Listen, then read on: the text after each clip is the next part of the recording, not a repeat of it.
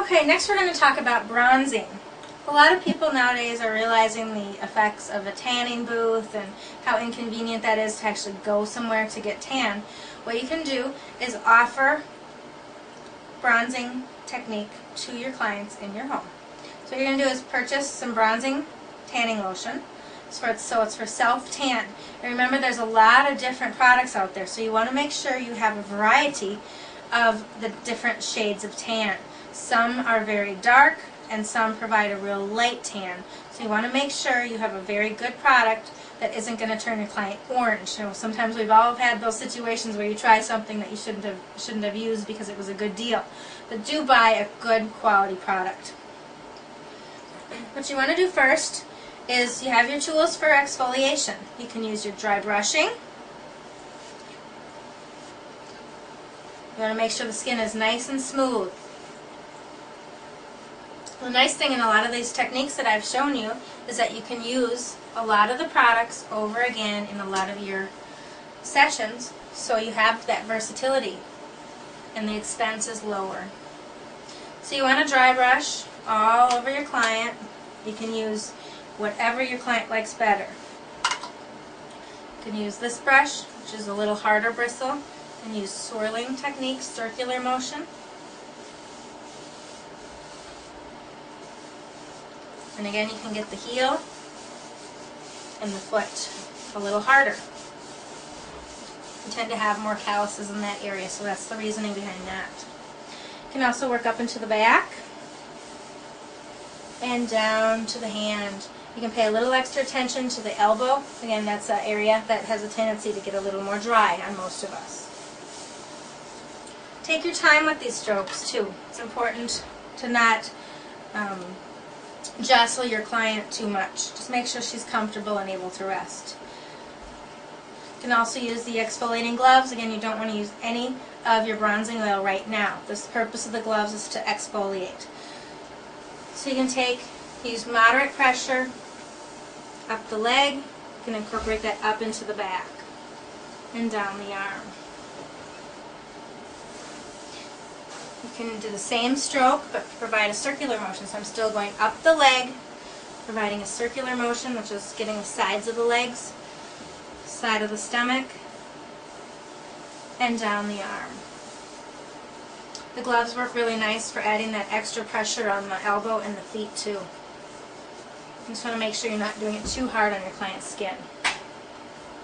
After you finish the exfoliating, usually have your client take care of the back first. You also want to make sure that she's comfortable with her neck. Is her neck too high or too low? It's going to make her uncomfortable during the session. I've also put in a bolster underneath her ankles, so that'll help support her lower back. You want to make sure you have that, definitely have that on your table for her. Now the bronzer material I have poured out of my large bottle and put into the small jar, so I'm not reusing.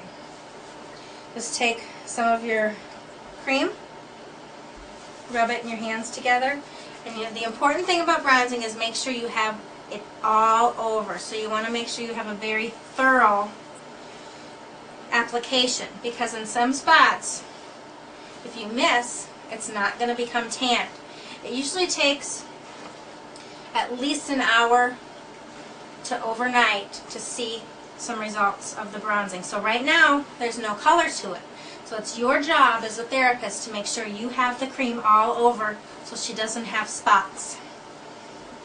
You want to make sure you rub it in real nice.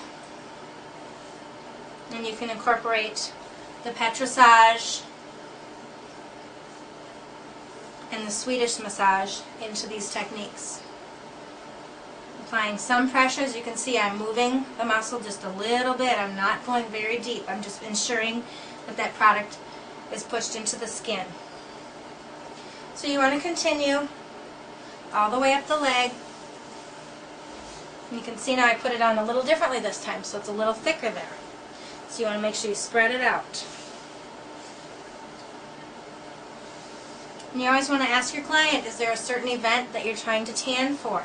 Is there a certain area that you're more worried about? Say if your client is in a wedding, and they just maybe have the tops of their arms and shoulders exposed, or their face and neck.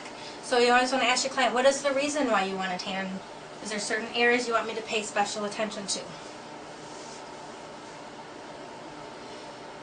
Another area you want to be very, very careful with is the hands.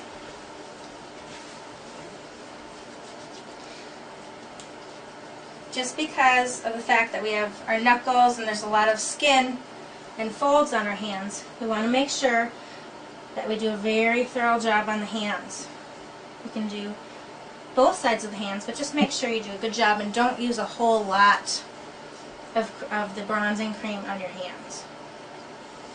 Again, the trick is to be very thorough and get every area of the body.